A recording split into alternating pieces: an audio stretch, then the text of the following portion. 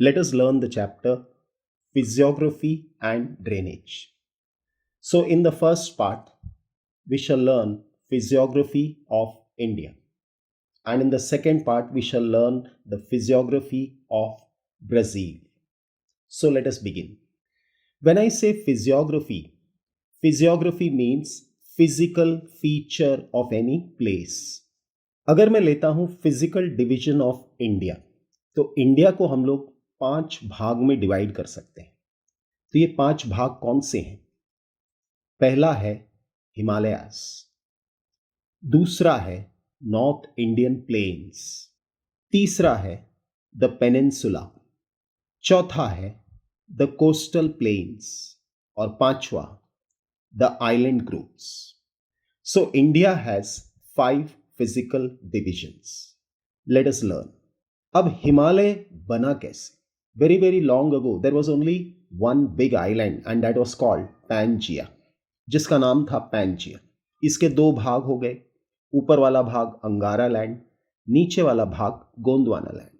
अब नीचे के भाग में एक प्लेट इंडिया का था, विच इज द इंडियन प्लेट, और ऊपर एक प्लेट था यूरेशियन प्लेट.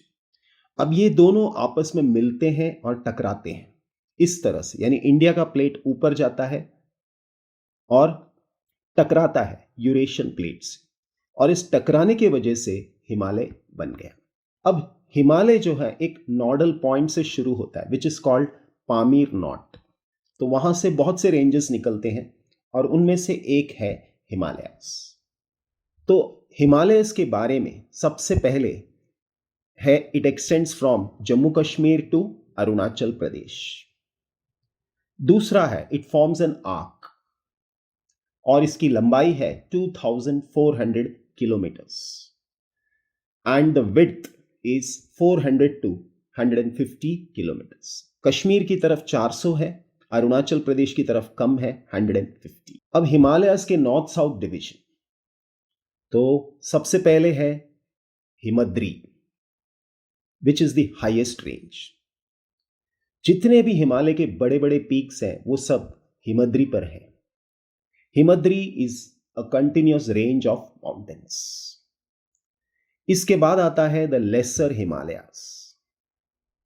लेसर हिमालयाज में सारे हिल स्टेशंस हैं, जैसे शिमला, मसूरी, नैनीताल, दार्जिलिंग. इसके बाद आता है शिवालिक रेंज. तो इस तरह से 3 इंपॉर्टेंट रेंजेस हैं, वो है हिमद्री, शिवालिक और लेसर हिमालयास. इनमें से जो सबसे यंग है वो है शिवालिक, जो सबसे नीचे आता है और सब हाइट में सबसे कम है. अच्छा, इन तीनों के अलावा ऊपर और एक रेंज है जिसे हम कहते हैं ट्रांस हिमालयास. सो इस तरह हमें ये 4 रेंजेस को याद रखना है, और ये है नॉर्थ साउथ डिवीजन. इसी तरह से अब हम देखेंगे ईस्ट वेस्ट डिवीजन. तो पहला है वेस्टर्न हिमालयास, दूसरा है सेंट्रल, और एक बहुत बड़ा भाग नेपाल में आता है, बट उसके अलावा ईस्टर्न आता है. ईस्टर्न कवर करता है सिक्किम और अरुणाचल प्रदेश. सो इस तरह ईस्ट वेस्ट में we have western, central and eastern. Western को हम कश्मीर हिमालयास कहते हैं, सेंट्रल को कुमाऊं हिमालयास और ईस्टर्न को आसाम हिमालयास. तो ये था पहले डिवीजन का डिटेल्स. अब हम चलते हैं दूसरा डिवीजन, और वो है नदर्न प्लेन्स. नदर्न प्लेन्स के ऊपर है हिमालयास और नीचे है द पेनिनसुलर प्लेटो. इन दोनों के बीच में पड़ता है नदर्न प्लेन्स. नदर्न प्लेन्स के 2 भाग हैं, वेस्टर्न और ईस्टर्न. अगर मैं कहता हूं वेस्टर्न मतलब हमारा लेफ्ट हैंड साइड, और अगर मैं कहता हूं ईस्टर्न तो वो हमारा राइट हैंड साइड होता है. वेस्टर्न प्लेन्स में डिवीजन आते हैं. एक जो भाग राजस्थान में आता है वो है थार डेजर्ट, जिसे हम मरुस्थली कहते हैं. मरुस्थली का मतलब है मरे हुए लोगों का स्थल, लैंड ऑफ द डेड. इसी तरह ऊपर आएंगे तो पंजाब आता है, और पंजाब हम सबको पता है बहुत ही फर्टाइल जमीन है. So they are fertile plains of India. ये थार डेजर्ट और पंजाब प्लेन्स के राइट हैंड साइड यानी ईस्टर्न साइड में आता है अरावलीज और Delhi ridge. Delhi ridge actually दबा हुआ है, जमीन के नीचे है, बट दिल्ली के आउटस्कर्ट्स में आता है, जिसे हम दिल्ली रिज कहते हैं। उसके बाद ईस्टर्न साइड में आता है गंगा प्लेन्स, जो कि फर्टाइल जमीन है। और इसके अलावा तीसरा डिवीजन हो जाता है डेल्टा। रिवर गंगा ब्रह्मपुत्र जहां मिलती हैं वहां पर ये बहुत बड़ा डेल्टा बनाती हैं, जिसका नाम है सुंदरबन डेल्टा। अब आते हैं हम अगले डिवीजन पे, और वो है पेनिनसुला। पेनिनसुला का मतलब है एक जमीन का टुकड़ा जिसके तीनों तरफ पानी है, और इंडिया का सदर्न भाग पेनिनसुला है क्योंकि इसके नीचे जो है तीनों तरफ पानी है। एक तरफ अरेबियन सी, तो दूसरी तरफ बे ऑफ बंगाल, और नीचे की ओर द इंडियन ओशन।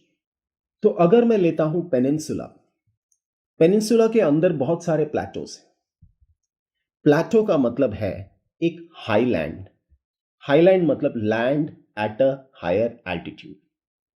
अगर मैं एक कोस्टल एरिया में हूं, जैसे कि महाराष्ट्र के कोस्टल एरिया में खड़ा हूं, तो कोस्टल एरिया की ऊंचाई है समुद्र से 10 से लेके 20 मीटर। लेकिन अगर मैं पहाड़ों की दूसरी तरफ जाता हूं, क्योंकि अगर मैं महाराष्ट्र लेता हूं तो उसका कोस्टल एरिया है कोंकण, बाद में पहाड़ आते हैं सह्याद्री, और सह्याद्री की दूसरी तरफ आ जाता हूं तो वो प्लेटो, क्योंकि वो तकरीबन 500 मीटर के ऊंचाई पर है। So they are highlands. सो प्लेटो के अंदर बहुत सारे हिल के रेंजेस हैं और प्लेटोस भी। अगर मैं नदर्न प्लेटो लेता हूं जो कि अरावली से शुरू होता है, तो उसके नाम है मेवाड़, मालवा, बुंदेलखंड, बागेलखंड, छोटा नागपुर प्लेटो। और नीचे की ओर आता हूं तो महाराष्ट्र प्लेटो, कर्नाटका प्लेटो और तेलंगाना प्लेटो। अगर प्लेटोस के बारे में ज्यादा सीखना है तो अलग से वीडियो है जिसका लिंक मैंने नीचे डिस्क्रिप्शन में दिया है। अब देखते हैं डिफरेंस वेस्टर्न और ईस्टर्न घाट। तो वेस्टर्न घाट जो है सबसे पहले कंटिन्यूअस माउंटेन्स है, और ईस्टर्न घाट टूटा फूटा है, तो it is broken mountains.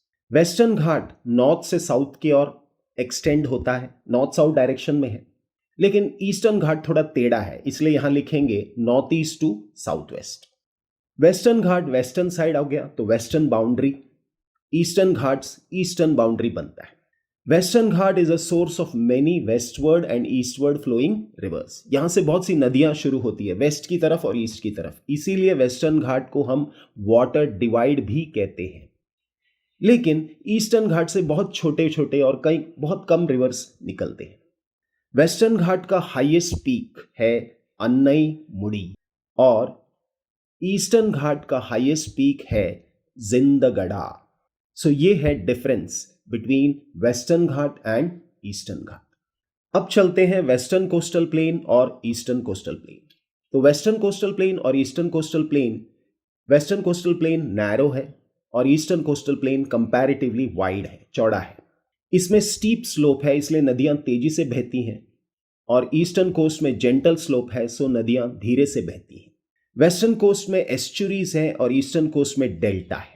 Western coast में स्पर है तो ईस्टर्न कोस्ट में लगून्स है। इनके बारे में डिटेल में आप सीखना चाहते हैं तो नीचे डिस्क्रिप्शन बॉक्स में लिंक दिया हुआ है, कोस्टल प्लेन्स ऑफ इंडिया। सो सिर्फ 5 मिनट का वीडियो है, देख लीजिए। अब चलते हैं island groups.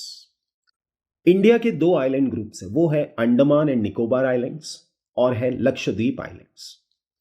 Andaman and Nicobar islands are volcanic islands, मतलब वॉल्केनिक इरप्शन से बने हुए आइलैंड्स हैं। ये कह सकते हैं एक माउंटेन रेंज है जो पानी के अंदर है और हमें सिर्फ उसके पीक्स दिखाई दे रहे हैं, जिसको हम देख के कहते हैं आइलैंड्स। और Lakshadweep islands are coral islands, चूने से बना हुआ आइलैंड्स। ये चूने के डिपॉजिट्स जो है माइक्रो ऑर्गेनिजम्स करते हैं जिन्हें कहते हैं पॉलिप्स। सो ये कोरल के डिपोजिशंस हैं, तो कोरल आइलैंड्स। और ये कोरल आइलैंड्स जो है एक रिंग जैसे दिखते हैं, जिसे हम कहते हैं एटॉल्स। और अंडमान एंड निकोबार आइलैंड्स में एक वॉल्केनो है which is an active volcano and it is called Barren island. और लक्षद्वीप आइलैंड्स में भरपूर एटॉल्स हैं। सो वहाँ के आइलैंड्स इस तरह दिखाई देते हैं। Thank you.